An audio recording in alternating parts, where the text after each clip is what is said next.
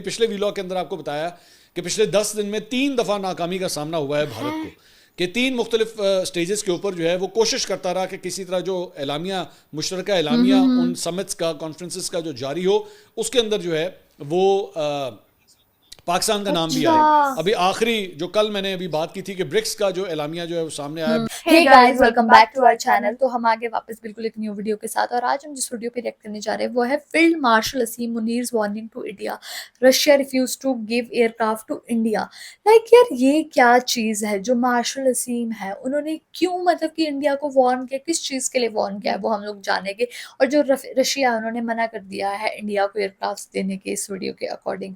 باقی تو یار وہ ویڈیو کو دیکھ کر ہی پتہ لگے گا کہ کیا یہ سچ بھی ہے کہ نہیں ہے۔ تو جلدی سے اس ویڈیو کو سٹارٹ کرتے ہیں، سو پھر آپ بھی دیکھیے ہم بھی دیکھتے ہیں، لیٹس سٹارٹ۔ اچھا جی، اب ذرا کچھ دفاع کی طرف آتے ہیں، ڈیفنس کی طرف۔ ڈیفنس سے مراد کے ملک کی دفاع کی طرف۔ فیلڈ مارشل سید عاصم منیر نے جناب نیشنل ڈیفنس یونیورسٹی اسلام آباد کا دورہ کیا اور national security and war course کرنے والے مسلح افواج کے فارغ التحصیل افسران سے انہوں نے خطاب کیا۔ فیلڈ مارشل نے کہا کہ بھارت آپریشن سندور کے دوران اپنے مقرر کردہ فوجی اہداف حاصل کرنے میں ناکام رہا۔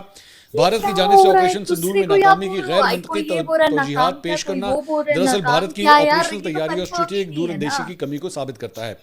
فیلڈ مارشل نے کہا کہ آپریشن بنیان مرصوص میں پاکستان کی کامیابی میں بھارت کی جانب سے بیرونی تعاون جیسے الزامات غیر ذمہ دارانہ اور حقائق کے منافی ہیں۔ اس قسم کے بیانات بھارت کی آپریشن بنیان مرصوص میں پاکستان کی کامیابی کو تسلیم کرنے میں روایتی ہچکچاہٹ کی عکاسی کرتے ہیں۔ انہوں نے کہا کہ بھارت پاکستان کی دہائیوں پر مبنی حکمت عملی، مقامی صلاحیت اور مضبوط اداروں کی بنیاد پر کامیابی کو تسلیم کرنے سے گریزاں ہے۔ خالصتاً دو طرفہ فوجی تصادم میں دیگر ملکوں کو شامل کرنا بھارت کی ناقص سیاسی کوشش ہے۔ انہوں نے کہا کہ بھارت کی طرف سے اس طرح کے بے بنیاد بیانات کا مقصد خطے میں فرضی نیٹ سیکیورٹی پرووائیڈر کے خود ساختہ رول کی ناکام کوشش ہے، وہ بھی ایسے وقت میں جب خطے کے ممالک بھارت کی جارحانہ اور ہندوتوا نظریے سے تنگ ہیں۔ عاصم منیر نے کہا کہ بھارت کے خود غرضانہ اور تنگ نظر برتاؤ کے برعکس پاکستان نے اقوام عالم میں اصولی سفارتکاری پر مبنی دیرپا شراکت داری، باہمی احترام اور امن کی بنیاد پر تعلقات قائم کیے ہیں اور خود کو خطے میں نیٹ ریجنل سٹیبلائزر ثابت کیا ہے۔ انہوں نے پاکستان کے اصولی موقف کو دہراتے ہوئے کہا کہ کسی بھی مہم جوئی پاکستان کی خود مختاری اور سالمیت کو نقصان پہنچانے کی کوشش یا اس کی خلاف ورزی کا بغیر کسی ہچکچاہٹ کے فوری اور منہ توڑ جواب دیا جائے گا۔ سو ایک بڑی سخت وارننگ جو ہے وہ بھارت کو اس بیان کے اندر جو ہے وہ ہم دیکھ سکتے ہیں۔ انہوں نے کہا کہ ہماری آبادی کے مراکز، فوجی اڈوں، اقتصادی مراکز اور بندرگاہوں کو نشانہ بنانے کی کسی بھی کوشش کا شدید، گہرا، تکلیف دہ اور سوچ سے بڑھ کر زیادہ سخت جواب دیا جائے گا۔ انہوں نے کہا کہ اس پیدا ہونے والی کشیدگی کی اصل ذمہ داری اس یعنی کہ بھارت بصیرت سے محروم مغرور جارے پر عائد ہوگی جو ایک خود مختار ایٹمی ریاست کے خلاف اشتعال انگیزی سے پیدا ہونے والے ممکنہ تباہ نتائج کا ادراک کرنے میں ناکام رہا۔ انہوں نے کہا کہ جنگیں میڈیا کی بیان بازی، درآمد شدہ فینسی جنگی ساز و سامان یا سیاسی نعرے بازی سے نہیں جیتی جاتی۔ انہوں نے کہا کہ جنگیں یقین محکم، پیشہ ورانہ قابلیت، آپریشن شفافیت، اداروں کی مضبوطی اور قومی عزم و حوصلے کے ذریعے جیتی جاتی ہیں۔ انہوں نے پاکستان کی مسلح افواج کی پیشہ ورانہ مہارت، جذبے اور جنگی تیاری پر مکمل اعتماد کا اظہار کیا اور فارغ التحصیل افسران پر زور دیا کہ وہ دیانتداری، بے لوث خدمت اور قوم کے لیے غیر متزلزل عزم پر ثابت قدم رہیں۔ تو بڑا سخت قسم کا بیان جو ہے وہ خاص طور پہ بھارت کے حوالے سے آیا ہے اور ایک رینیوڈ کانفیڈنس جو ہے وہ فیلڈ مارشل کی گفتگو کے اندر لگ رہا ہے۔ اب ظاہری بات ہے، اگر آپ اوورآل، میں نے ابھی پچھلے ویلاگ کے اندر آپ کو بتایا کہ پچھلے 10 دن میں 3 دفعہ ناکامی کا سامنا ہوا ہے بھارت کو، کہ 3 مختلف سٹیجز کے اوپر جو ہے وہ کوشش کرتا رہا کہ کسی طرح جو اعلامیہ مشترکہ اعلامیہ ان سمٹس کا کانفرنسز کا جو جاری ہو اس کے اندر جو ہے وہ پاکستان کا نام بھی آئے۔ ابھی آخری جو کل میں نے ابھی بات کی تھی کہ برکس کا جو اعلامیہ جو ہے وہ سامنے آیا۔ برکس جو ہے میں دوبارہ ریپیٹ کر دوں، ایک بہت بڑی تنظیم ہے جس کے اندر بھارت بھی شامل ہے، چین بھی شامل ہے، رشیا بھی شامل ہے، برازیل اس کے اندر شامل ہے، ساؤتھ افریقہ شامل ہے، سعودی عرب شامل ہے، اس میں ایران شامل ہے اور کچھ اس کے پارٹنرز بھی ہیں، پارٹنر کنٹریز جو ہیں اس کے اندر بھی شامل ہیں۔ تو بہت بڑی یہ تنظیم ہے، لیکن اس کا مشترکہ اعلامیہ میں بھی جو ہے وہ پاکستان کا نام سامنے نہیں آ سکا۔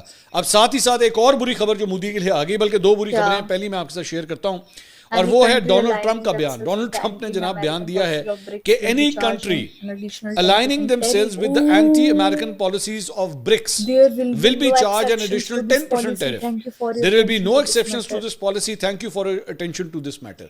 اچھا یہ ذہن میں رکھیے گا، میں بھی آپ کو کہہ رہا ہوں کہ انڈیا اس برکس کا ممبر ہے، پاکستان نہیں ہے، انڈیا برکس کا ممبر ہے، اور ڈونلڈ ٹرمپ نے اس کے لیے یہ بات کہی ہے کہ ذہن میں رکھنا کہ ہم 10% ایکسٹرا ٹیرف جو ہے ان لوگوں کے اوپر ڈالیں گے جو برکس کی پالیسیز کو فالو کرے گا.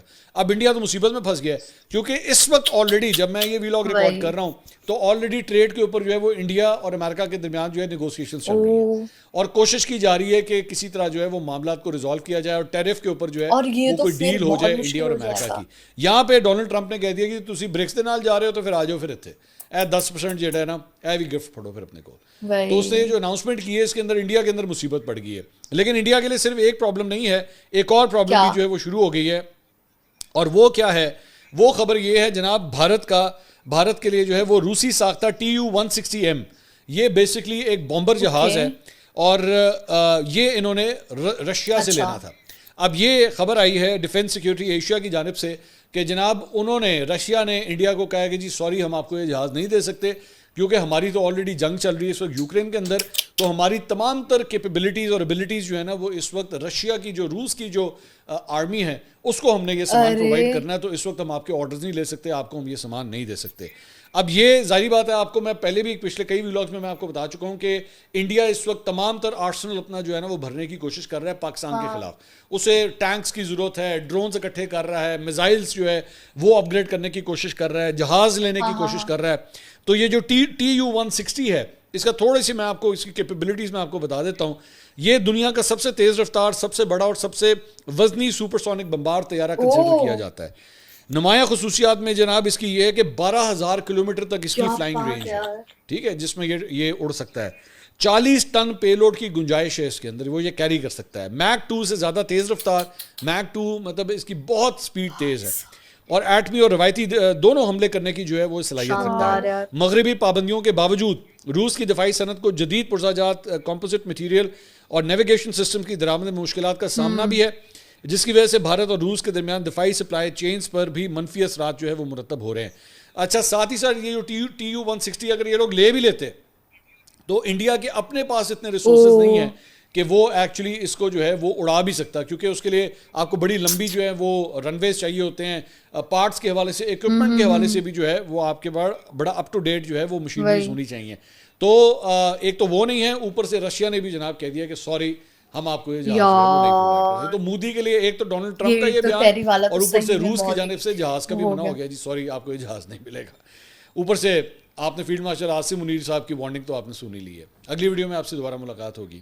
یار مطلب یہ تو انڈیا کے لیے دیکھا جائے غلط, 2 بری خبریں ہیں.